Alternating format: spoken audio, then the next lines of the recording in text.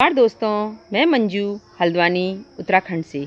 दोस्तों, आज के वीडियो में मैं आपसे किसी पर्टिकुलर प्लांट या प्लांटर पर बात न करते हुए कुछ ऐसे केयर टिप्स शेयर करूंगी कि अगर आप उन चीज़ों का ध्यान रखते हैं तो आपका गार्डन हमेशा खूबसूरत दिखाई देगा, आपके प्लांट हेल्थी दिखाई देंगे। तो इस संबंध में मैं आपसे गार्डनिंग केयर के 11 के करीब जो हैं टिप्स शेयर करने वाली हूँ।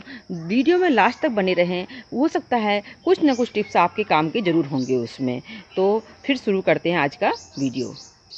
दोस्तों, अगर हम गार्डनिंग करते हैं तो सबसे पहली बात है, हमने अपने गार्डन के लिए कुछ ना कुछ समय निर्धारित करना चाहिए कि हम ये टाइम ज़रूर अपने गार्डन को देंगे, चाहे सुबह का दें चाहे शाम का दें। तो इस तरह से हमेशा गार्डन के लिए आपने थोड़ा सा टाइम अपनी रोज़ के रूटीन की लाइफ के अंदर निर्धारित करना होगा। उसके बाद है, सबसे पहली बात, जो गार्डन टाइम निर्धारित करते हैं तो हम वाटरिंग का समय भी निर्धारित करें।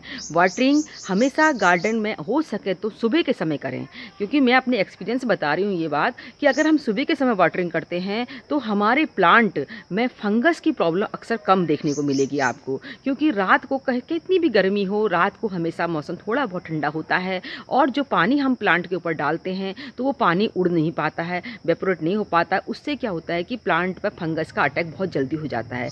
इसलिए हमेशा पानी जो है हमने कोशिश करें कि सुबह के समय दें, और सर्दियों में जो है आप जो है थोड़ा और सूरज आने के बाद दे सकें तो और ज़्यादा अच्छा रहता है।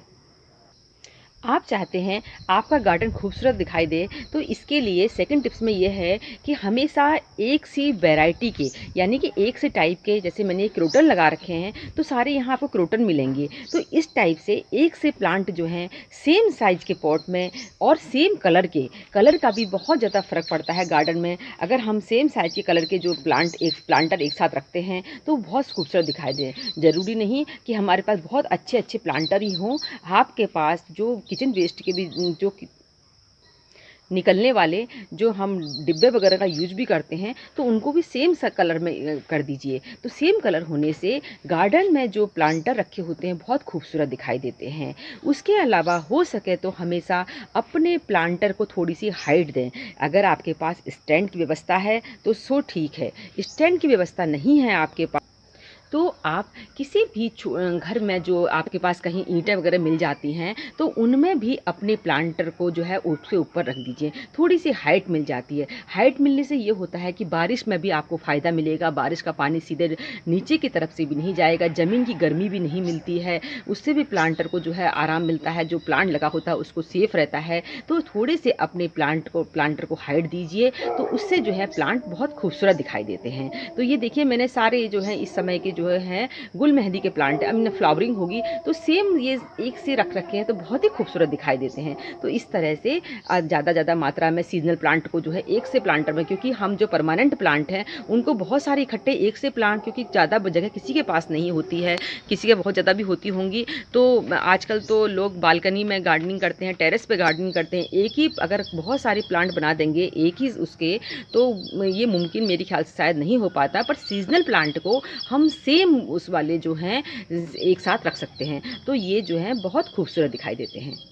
नेक्स्ट, प्लांटर की जो आप सॉइल बनाते हैं वो हमेशा वेल ड्रेन होनी चाहिए, हल्की होनी चाहिए, उसके अंदर पानी नहीं रुकना चाहिए। इस समय बारिश का सीज़न चल रहा है, ज़्यादा बारिश नहीं भी हो रही, तो जिस समय हो रही तो बहुत तेज़ बारिश हो रही है, तो उससे मालूम पड़ जाता है कि एक दो बारिश में बता देता है कि हमारे प्लांटर की सॉइल कैसी बनी है। अगर उसमें पानी रुक रहा है तो वो जो पानी आप ऊपर से फिर गिराते हैं तो जो आपके प्लांटर में जो न्यूट्रिशन होते हैं वो उस पानी के साथ बह जाते हैं। तो वो जो है इससे भी प्लांटर में जो है डेफिशिएंसी आती हैं, मतलब प्लांटर जो आपका बहुत खूबसूरत नहीं दिखाई देता है। इसलिए अपने प्लांटर की सॉइल को हमेशा वेल ड्रेन रखिए।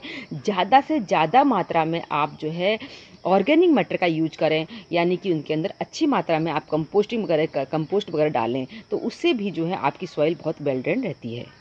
दोस्तों, नेक्स्ट ये है कि अपने जो आप प्लांट लाते हैं उनका सिलेक्शन बहुत सोच समझ के करना चाहिए। अपनी सिटी के क्लाइमेट, वहाँ का टेम्परेचर देखकर ही अपने यहाँ को जो है प्लांट लाने चाहिए। कई बार हम जैसे हिली एरिया में देखते हैं कि जो प्लांट समर में बहुत अच्छी फ्लावरिंग कर रहे होते हैं वो हमारे यहाँ नहीं चल पाते हैं। वो प्लांट हमारे यहाँ विंटर में फ्लावरिंग करते हैं। जैसे डहेलिया का प्लांट है, इस समय आप पहाड़ों में जाएंगे तो अब जो है वहाँ इतनी ज़्यादा फ्लावरिंग होगी और उनको देख के हमको भी लगता है कि समर में हम लगाएं तो हमारे यहाँ का टेम्परेचर उनके अनुकूल नहीं होता है। इसलिए हमेशा प्लांट सिलेक्शन का बहुत ध्यान देना चाहिए, क्योंकि हम प्लांट महंगे प्लांट हम ले आते हैं और उसके बाद वो प्लांट चल नहीं पाते तो बहुत दुख होता है उस चीज़ का। तो इसलिए हमेशा जब हम प्लांट का सिलेक्शन करते हैं तो टेम्परेचर, क्लाइमेट, नीड, स्पेस, हमें उसकी ज़रूरत है कि नहीं है, इन सब चीज़ों का, और हमारे यहाँ उतनी स्पेस है भी कि नहीं उस प्लांट के लिए, सभी चीज़ों का ध्यान रखते हुए हमने प्लांट का सिलेक्शन करना चाहिए।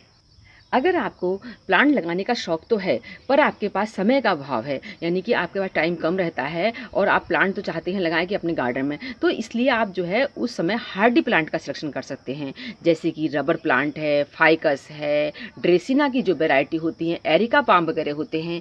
ये चीज़ें जो होती है कम से कम केयर मांगती हैं। बस इनको एक आपने जो समय निर्धारित कर रखा उस समय पानी और जिस समय इसकी फर्टिलाइज़र की नीड होती है उस समय इसको फर्टिलाइज़र दें, तो वो प्लांट आपके यहाँ आसानी से चल जाते हैं। तो इस तरह के प्लांट का हमेशा सिलेक्शन करना चाहिए।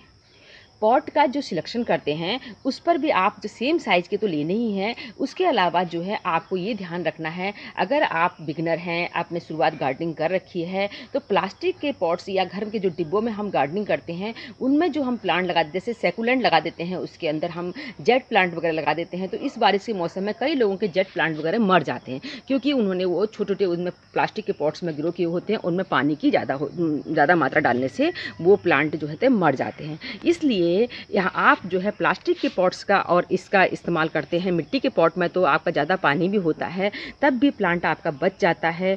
और इसके अलावा आपका प्लांट छोटा है तो उसके लिए छोटा पॉट, और अगर प्लांट आपकी काफ़ी अच्छी हेल्थ है और बड़ा है तो उसके लिए बड़ा पॉट। कई बार गलती से हम लोग क्या करते हैं कि छोटा प्लांट नर्सरी से तो हम ले आते हैं, नर्सरी में वो पॉली बैग में लगा होता है छोटे से, और ज़मीन में रखा होता है, उसको ज़मीन से नमी मिल रही होती है, और अपने यहाँ लाकर हम प्लास्टिक के बड़े पॉट में उसको शिफ्ट कर देते हैं, और कुछ दिन बाद एक दो अगर फ्लावरिंग वाला है तो कुछ दिन फ्लावरिंग देता है, फॉलिएज वाला है तो कुछ दिन फॉलिएज भी आता है, उसके बाद वो प्लांट मर जाता है। वो इसलिए मरता है क्योंकि उसको बहुत ज़्यादा शौक लगा होता है, वो छोटा सा प्लांट होता है, उसको इतनी बड़ी जगह में छोड़ देते हैं, तो इससे वो बहुत परेशानी में आता है। ये जो फील करना पड़ता है कि हमें प्लांट की नीड क्या है, उसके हिसाब से हमारे प्लांट काफ़ी हेल्थी चलते हैं। दोस्तों देखिए, ये मेरे पास जैसे ये टिकोमा का प्लांट है, साल दर साल प्लांट चल जाते हैं। बस आप इनकी नीड को समझिए, जब आप प्लांट लगाते हैं तो उनसे प्यार भी करिए। दोस्तों नेक्स्ट ये है कि अगर आप प्लांट लगाते हैं, थोड़ा बहुत कंपोस्टिंग भी करिए आप। कंपोस्टिंग बाज़ार से हम जो जितनी भी कंपोस्ट लेके आते हैं उसमें ज़रूरी नहीं कि वो ऑर्गेनिक ही हो, तो ये कोई इससे अपने घर में जो आपका कूड़ा निकालता है उसका निस्तारण होता है, साथ ही हम पर्यावरण में की जो सुरक्षा है उसके लिए भी अपना कुछ योगदान जाता है, और उसके अलावा फ्री में हमें जो है खाद वगैरह मिलती है, और हमें ये पता भी होता है कि इसके अंदर सारा ऑर्गेनिक मैटर है। तो थोड़ी बहुत आप कंपोस्टिंग ज़रूर करें। जो भी गार्डनिंग करता है, मेरी तो सभी से रिक्वेस्ट है कि वैसे अधिकांश लोगों ने जो है जैसी उनके पास जगह है, जैसी उनके पास सुविधा है, उसके हिसाब से कंपोस्टिंग करनी चाहिए।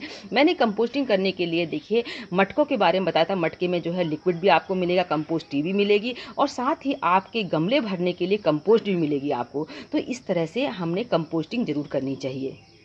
ये देखिए, ये मेरे नीचे कंपोस्ट टी बन रही है, और ऊपर इनमें जो है कंपोस्ट, कोई गंदगी नहीं फैलती है, कोई कीड़े नहीं पड़ते हैं, तो बहुत आसानी से इसको ढककर मैंने पूरा वीडियो बना रखा है इसके ऊपर। तो इस तरह से सारा कूड़ा जो है गार्डन का निस्तारित होता है, उसके अलावा किचन से जो वेस्ट निकलता है वो भी निस्तारित होता है, तो ये काफ़ी हमारे लिए फ़ायदेमंद रहता है। दोस्तों नेक्स्ट बात ये कहना चाहती हूँ, अपने गार्डन खूबसूरत और हेल्दी बनाने के लिए आपके पास थोड़ा बहुत भी समय होता है तो अपनी क्रिएटिविटी अपने गार्डन में ज़रूर दिखाएं। बाज़ार से महंगे पॉट लाके उनको लगा दें और उनमें प्लांट लगाने, इससे अपेक्षा आपके अपने हाथ से बनाई हुई क्रिएटिविटी की बात ही कुछ और होती है। तो वो थोड़ा बहुत समय निकाल के अगर आप कभी मिलता है तो जैसा आपसे हो पाता है ज़रूर अपने गार्डन में क्रिएटिविटी दिखाएँ आप। ये देखिए, ये मैंने ऑयल कैन से ही बना रखे हैं प्लांटर। ये देखिए कितने खूबसूरत दिखाई देते हैं, एक ही बार की मेहनत होती है इन चीज़ों में। ये देखिए कितना सुंदर है ये। नेक्स्ट ये है, अपने गार्डन में आप सफाई का विशेष ध्यान रखें। ये सबसे ज़रूरी टिप्स होता है। हम अपने गार्डन में नियमित रूप से हमने सफाई वगैरह करते रहना चाहिए। जैसे अभी देखिए मेरे प्लांटर के जो है कलर आपको हल्के हल्के दिखने लग जाएंगे अब, तो ये जो है बारिश ख़त्म होने के बाद, इसके बाद हम इनकी कलरिंग का काम शुरू करेंगे, क्योंकि उसके बाद बारिश में जो है कितने भी आप कलर लगाएं तो ज़्यादा पानी पड़ने से प्लांटर के कलर ख़राब हो जाते हैं। प्लांटर को हटा के उनके नीचे झाड़ू लगाना चाहिए। मैंने देखिए प्लांटर को कैसे अरेंज कर रखा, कुछ जो है ऊपर गए हैं, ऊपर जो है हाइट में स्टैंड में दे रखे हैं और उसके नीचे जो है दूसरे प्लांट नीचे रख रखे हैं, जिससे कि हर प्लांट को जो उसकी ब्यूटी है उसको निखरने का जो स्पेस मिले। तो इस तरह से अपने प्लांट, बड़े प्लांटर को जो है प्लांटर हैं उनके नीचे साइड किनारों पर जो है छोटे छोटे प्लांट अरेंज करने चाहिए, तो उससे भी गार्डन खूबसूरत दिखाई देता है। प्लांटर के ऊपर सूखी लीफ वगैरह मत छोड़िए, उसमें जो है कोई पत्ता सूख जाता है तो उनको टाइम से हटाते रहें। प्लांट की जो है क्रोनिंग, पिंचिंग जो होती है, जब एक्स्ट्रा ग्रोथ कर लेता है बारिश के मौसम में जो है प्लांट बहुत तेज़ी से ग्रोथ करते हैं, एक्स्ट्रा ग्रोथ को उनकी हटा देना चाहिए, उससे भी प्लांट जो है खूबसूरत दिखाई देता है। इसके अलावा प्लांट के जो नीचे की जो रूट से गमले में लगा होता है वहाँ पर जो है आप लीफ ना छोड़ें तो अच्छा है। उसको जो है ऊपर इस तरह से क्राउन टाइप का बन जाएगा प्लांट का, तो नीचे लीफ ना होने से एयर का सर्कुलेशन अच्छी तरह से होता रहता है। साथ ही जब हम पानी डालते हैं तो पत्तियाँ जो है पानी के संपर्क में, ज़मीन या मिट्टी में नहीं आती हैं, तो उससे भी हमारा प्लांट हेल्थी रहता है। ज़मीन के संपर्क में आएंगी पत्तियाँ तो वो जो है पेड़ से लगी होती हैं, प्लांट से लगी होती हैं, तो वो जो है उनमें फंगस के अटैक हो जाता है कई बार, तो नीचे की साइड की पत्तियों को हटा देना चाहिए और ऊपर से एक जो है प्लांट को बुशी बना के रखना चाहिए। इससे पिंचिंग वगैरह करते रहने से प्लांट जो है बुशी होते हैं। अपने जो आपके गार्डन में काम करने वाले टूल्स होते हैं, जैसे सीजर है, जैसे क्रोनर है, और इसके अलावा आपके जो फर्टिलाइज़र वगैरह होते हैं उनको एक स्पेस बनाएं, उस पर रखें। उसके अलावा जो अपने टूल्स जो हैं उनको टाइम टाइम से डिसइंफेक्ट करते रहें, यानी कि रुई में थोड़ा सा डिटॉल लगाकर उससे भी उनको पोंछ सकते हैं। और इसके अलावा जो है आप हाइड्रोजन पेरोक्साइड का इस्तेमाल कर सकते हैं, उनसे भी जो है अपने जो है गार्डनिंग के टूल्स पोंछते रहें। इससे क्या होता है कि हम जो क्रोनिंग वगैरह करते हैं प्लांट में, तो प्लांट मरने के चांसेस कम होते हैं। नहीं तो प्लांट में कभी कभी डाई बैक की प्रॉब्लम आती है, यानी कि ये प्रॉब्लम अक्सर आपको गुलाब में देखने को मिलेगी। आपने क्रोनर को अगर साफ़ सुथरा नहीं होगा और आप कटिंग करते हैं तो उससे क्या होता है कि प्लांट में डाई बैक की समस्या हो जाती है। इसलिए अपने गार्डन के टूल्स को आप साफ़ सुथरा और व्यवस्थित रखें। प्लांटर में गुड़ाई का विशेष महत्व है। अब इस गुड़ाई करने से जो प्लांट की जड़ें होती हैं उनको ऑक्सीजन अच्छी मात्रा में मिलती है और वो तेज़ी से ग्रोथ करती हैं। इसके अलावा जो है प्लांट में जो है कोई बीड्स वगैरह नहीं उग पाते हैं तो वो जो है उनको उखाड़ के हम फेंकते रहते हैं। जो फर्टिलाइज़र हम प्लांट में देते हैं तो वो जो है जिस प्लांट ने लेना है वही एब्जॉर्ब कर पाता है। मेरा मॉर्निंग ग्लोरी में देखिए कितनी तेज़ी से, कितनी हैवी फ्लावरिंग हो रही है, बहुत सुंदर लग रहा है इस समय ये प्लांट। इसके अलावा जो है जब आप गार्डनिंग शौक रखते हैं तो थोड़ा बहुत सीडलिंग करना, कटिंग करना, तो ये सब चीज़ें लगाना भी चाहिए। सीडलिंग करेंगे तो ज़्यादा प्लांट तैयार होंगे, क्योंकि आप नर्सरी से कितने भी प्लांट लाएंगे वो बात नहीं हो पाती जो खुद की सीडलिंग से तैयार प्लांट में होती है। एक छोटे से प्लांट को जब बीज से हम उसको में फल आते या फूल आते हुए देखते हैं तो उसकी खुशी का कुछ ठिकाना ही अलग होता है। तो इस तरह से देखिए मेरा तो पूरा ये सनफ्लावर का गार्डन ही बन गया इधर पर। तो इस तरह से ये पूरे फ्लावर देखिए बहुत सुंदर सुंदर फ्लावर्स खिले हुए हैं। प्लांट लगाते हैं तो सीज़न के हिसाब से हमारे प्लांट में जो है कई बार कीड़ों का अटैक भी होता है, मिलीबग लगते हैं, एफिड्स लगते हैं। तो इस तरह से प्रॉब्लम से बचने के लिए हमेशा अपने पास जो है ऑर्गेनिक जो है पेस्टिसाइड्स वगैरह ज़रूर रखने चाहिए। नीम के जो है नीम ऑयल रखिए, उसका टाइम से जो है आप सीज़न में जो है इस समय बारिश का मौसम शुरू हो रहा है तो इसका जो है टाइम से आप इसमें अपने प्लांट में स्प्रे वगैरह करते रहें। इसके लिए स्प्रे वगैरह आपने रखना पड़ता है। जब हम शौक रखते हैं तो कुछ ना कुछ छोटी छोटी चीज़ें हमने इकट्ठा करके रखनी पड़ती हैं। तो दोस्तों आज मैंने आपसे बात करी कि अगर हम गार्डनिंग में कुछ बातों का ध्यान रखें, कुछ टिप्स का ध्यान रखते हैं तो हमारा गार्डन हमेशा खूबसूरत दिखाई देता है। ये देखिए मेरी गिलार्डिया में कितनी हैवी फ्लावरिंग हो रही है।